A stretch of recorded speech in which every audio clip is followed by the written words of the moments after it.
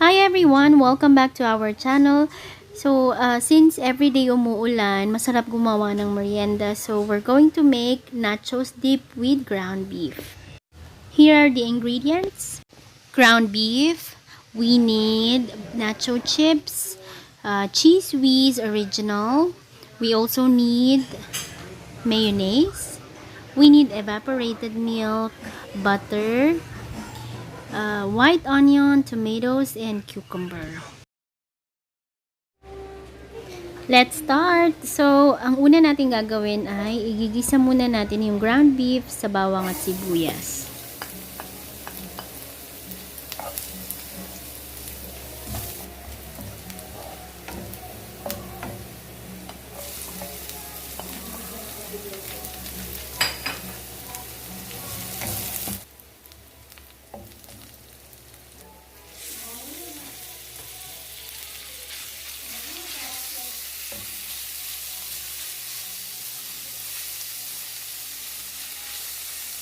Guys, for the ground beef, depende sa ramen ng ipe-prepare nyo. So, for me, 1/4, pero binawasan ko pa siya kasi konti lang naman yung nachos ko.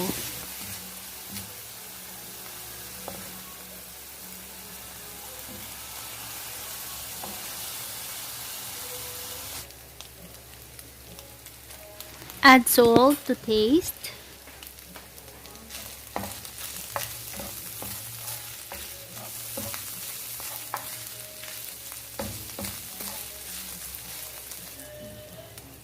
Add ground black pepper.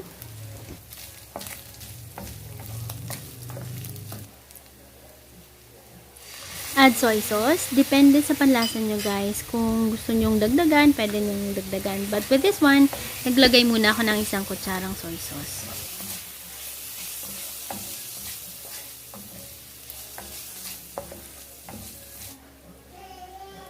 And then, I added knorr seasoning. Pampalasa lang.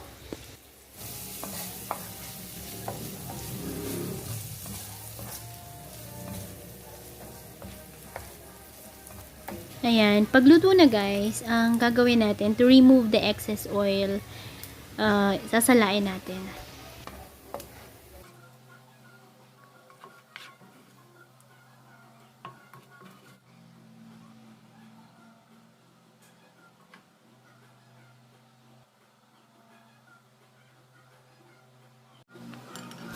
Ayan, for the cheese naman, lulutuin natin with butter and evaporated milk.